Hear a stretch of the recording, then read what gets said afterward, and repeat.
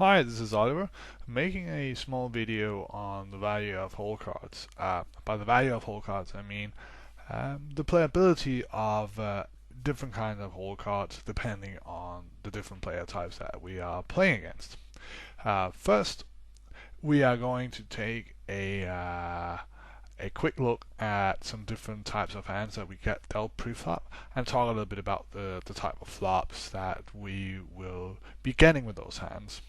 Then we are going to evaluate the post-flop strategies with these hands against either a player with a tight range or a player with a wide range. So here we have a matrix of different types of hands that we can get dealt pre-flop. So we will just approach this by taking them one by one and talking a little bit about the kind of flops that we'll be getting. Let's start here by pocket fours. Sometimes we're going to flop a set and we're going to be very happy about it. Against most players, we can treat that as a nuts and simply, all we got to figure out is how we can get as much money as possible into the pot. Sometimes we're going to not flop a set, in which case we have pocket fours. That is a hand with marginal showdown value, which simply means that even if we can get our hand to showdown, it is probably not very likely that our pocket fours are going to be good. Therefore, it is a hand that we either want to turn into a bluff or simply pitch. Pocket nines have slightly more showdown value than pocket fours. Well, it actually has a lot more showdown value than pocket fours. So often, if we can get pocket nines to showdown, they're going to be the best hand. Sometimes we want to 3-bet pocket nines pre-flop, but we should only do that if we can 3-bet it for 3-bet them for value, meaning that our opponent is likely to get it in pre-flop against us with a range that's wide enough that pocket nines are, more or less the nuts. Pocket queens are obviously even better than pocket nines.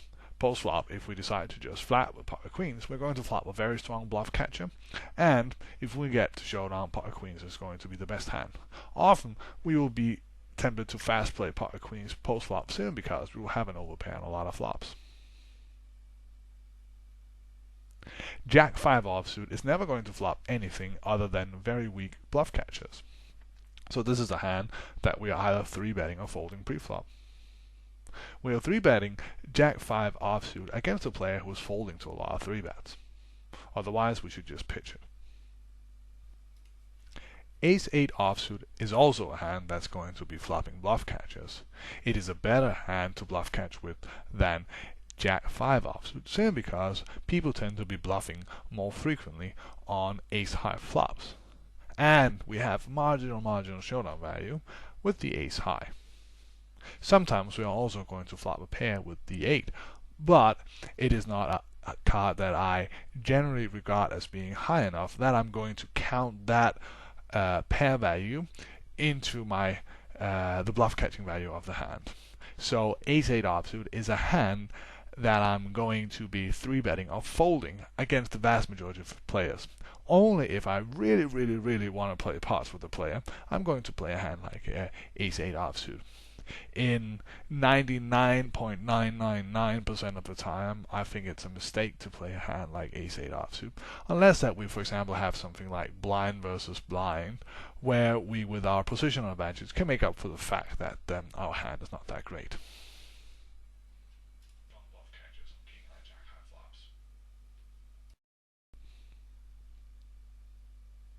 King Jack offsuit is a hand that's going to flop pretty strong bluff catchers on King High Jack High flops.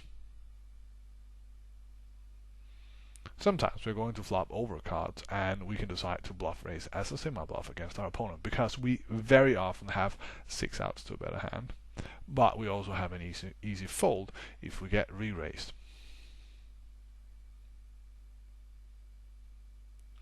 Eight 7 suited is a hand that's going to flop air when we miss completely.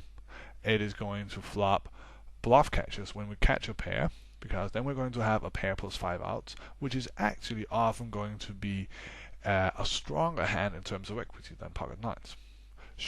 In terms of showdown value, when we flop a pair with 8-7 suited, it's more or less the same as with pocket nines.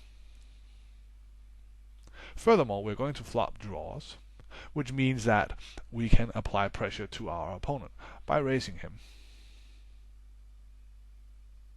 The reason that we can raise him here, and that it's better to raise with a hand like 8-7 suited than, say, for example, pocket fours, is the fact that when we do get called, when our opponent happens to have a bluff catcher, we have a lot of equity, which means that the mistake we're making when we're raising is smaller. 7-6 suited, ace-6 suited is a hand that's going to flop bluff catchers with the ace, and it's going to flop nut flush draws. This is a hand that we can put a lot of pressure on our opponent with, and we can be happy to bluff catch one or two streets with it, depending on the player. Against most players, this is a hand that I will call with. Only against the tight players, or very tight players, this is a hand I will fold. King-Queen suited is just like the King-Jack offsuit, a hand that's going to flop pretty good bluff catchers. We have two cards to flop a good bluff catcher with, and furthermore, we can flop very strong draws with the King-Queen. Often, we are going to flop a draw +2 over cards, which is, very nice.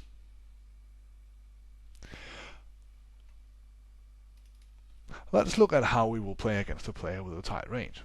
I have selected some hands here that I think we should talk about. I have removed the trash soon because it was pretty clear how we should play them. Pocket fours against a tight player is a hand that we are very often just going to call with preflop, hoping to spike a set because our showdown value is so marginal. A hand like pocket nines is a hand that we're going to call with preflop, hoping to spike a set. Sometimes we will use that hand to bluff catch, if we think that it's very likely that our opponent will reach a point of honesty on the turn. If he's not going to reach a point of honesty on the turn, we will be left guessing, and sometimes we may decide to call on the turn, sometimes we may decide to fold, but because we only have two outs, we don't have much equity, and this is a hand that we, against a very aggressive, tight player, should just pitch on the flop when we don't spike a set. Pocket queens is a hand that I'm very likely to 3-bet against a player with a tight range, simply because it's more likely that he has a strong hand. Therefore, it is more likely that we will get action. 8-7 suited is a hand that's going to flop bluff catchers and draws. But because this guy has a tight range, we have less folding equity, simply because very often he's going to have a lot of hands that he will treat as bluff catchers when we flop our draw. And the way that we make money with a hand like 8-7 suited is when we can raise our opponent a lot of the time and get him to fold. Furthermore, we're not guaranteed that we will flop a bluff catcher with it, so this is a hand that against a player with a tight range is just going to pitch. Or 3-bet pre-flop. Sometimes I will call with it, simply because, mixing up a little bit, but very often it's a hand that I'm either 3-betting or folding.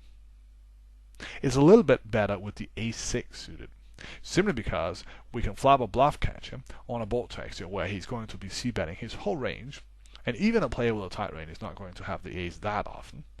Furthermore, when we flop draws, we're going to flop nut flush draws, which are strong draws, which means that we have a lot of equity against the vast majority of his range, which means we need less folding equity.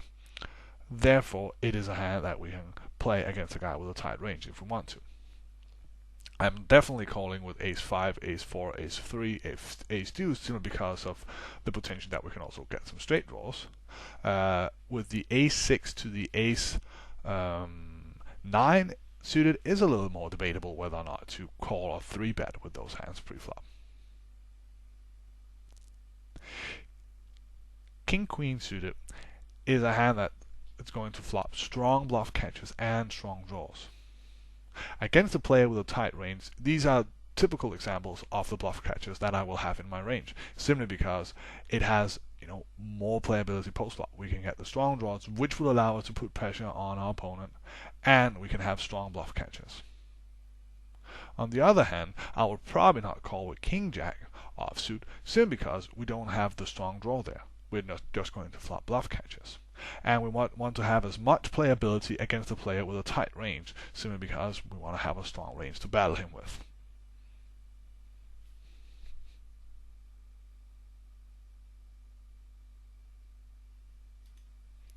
Let's talk about a player with a wide range. Pocket fours. Well, the way we make money against a guy who has a wide range is by bluffing him and bluff catching. Pocket fours is sometimes going to flop a set and sometimes going to flop a very weak bluff catcher. A strong bluff catcher is a bluff catcher that's going to have a lot of showdown value and going to be good on a lot of flops where our opponent is going to be c-betting. So pocket fours is a hand that I'm going to play pretty much fit or fold against a guy with a wide range, sometimes turning it into a bluff, because when a guy has a wide range, we have a lot of folding equity, which means that we need less equity when we're bluffing him. Pocket nines, on the other hand, is a hand that has much more showdown value than the pocket fours, which makes it a strong enough bluff catcher. Then we can bluff catch with it on the flop. Again, if we think that the guy with a wide range is going to get pretty honest with us on the turn. Otherwise, we will have to sometimes bluff catch with it twice. I prefer to use 8-7 suited, 9-8, 10-9, 7-5, not 7-5, but 7-6 suited as my bluff catches when they flop a pair, simply because they have 5 outs and a backdoor flush draw a lot of the time. Which means that when we are facing a bet again on the turn and we have a pair plus a flush draw, we can often either call or raise. We have more options, which means that we have more playability against the guy that we're going to be bluffing and bluff catching a lot against. This is very important. With the pocket nines, we're never really going to get happy on the turn.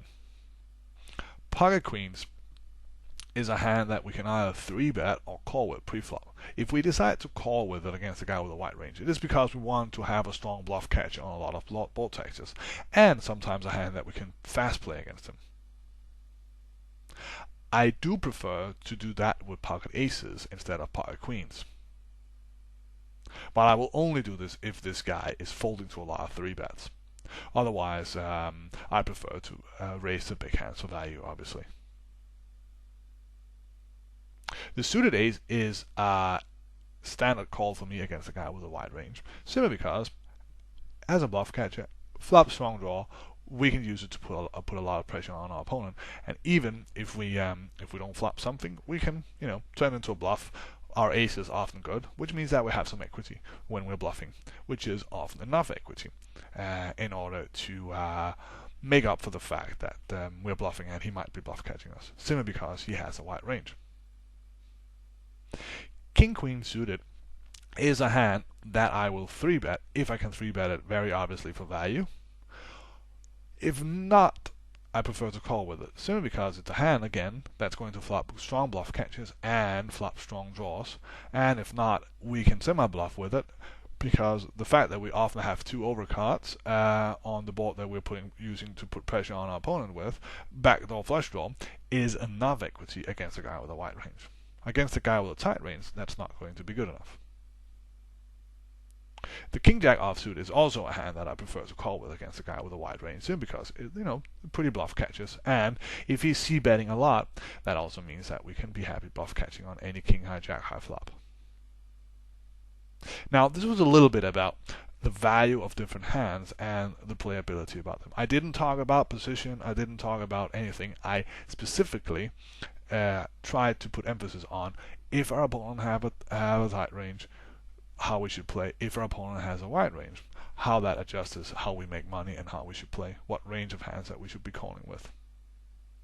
So this was a little bit about the value of hole cards. I hope you enjoyed it, and any questions, anything you want me to elaborate on, please let me know. I am going to make more videos on this topic, specifically when we decide to call a 3-bet and defend against a 3-bet, what kind of hands that we should be doing that with, etc.